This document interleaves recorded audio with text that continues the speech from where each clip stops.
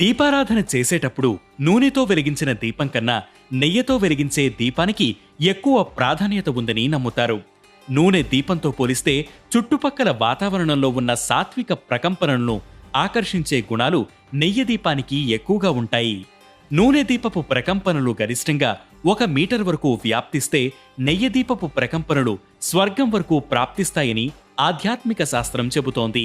నూనె దీపపు సాత్వికత అది నిండుకున్న తర్వాత అరగంట మాత్రమే ఉంటుంది. నెయ్యి దీపం నుంచి వెలువడే సాత్వికత అది నిండుకున్న తర్వాత దాదాపు 4 గంటలకు పైగా ప్రభావం చూపిస్తుంది.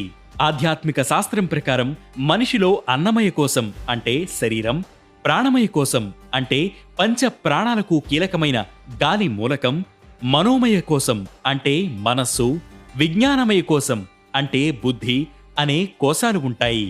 వీటిని మనిషిని రక్షించే సూక్ష్మ కోశాలుగా చెబుతుంటారు. మనం పూజలో వెలిగించే దీపాలు వీటిని కూడా ప్రభావితం చేస్తాయి. నూనెతో వెలిగించిన దీపం ప్రాణమయ కోశంలోని ప్రతికూల శక్తులను పెంచుతుంది. కానీ నెయ్యి దీపం సత్వ కణాలను బలపరుస్తుంది. ఫలితంగా మనిషిలో శాంతి, స్థిరత్వం, సంతోషం వంటివి ఉత్పన్నమవుతాయి. కాబట్టి నూనె దీపం కన్నా నెయ్యి దీపం వెలిగిస్తే మంచిదని పురాణాలు చెబుతున్నాయి.